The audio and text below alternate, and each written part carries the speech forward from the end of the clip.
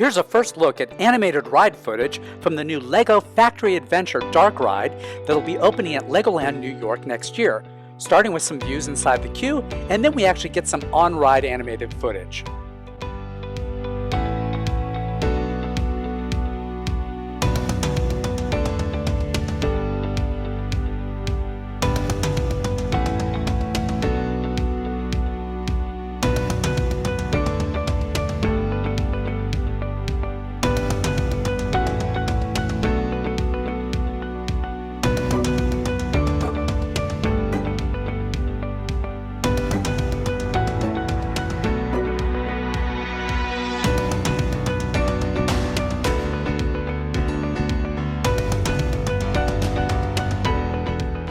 Legoland New York is also sharing some still concept images from LEGO Factory Adventure, which will be a trackless dark ride at Legoland New York. The ride stars Professor Brick, who will shrink us down to the size of a Lego brick as we move through the LEGO factory.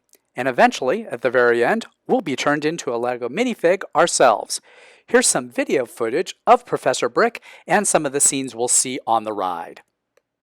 We start over here with the granules stored in those hoppers, and then we melt them down using dragon fire.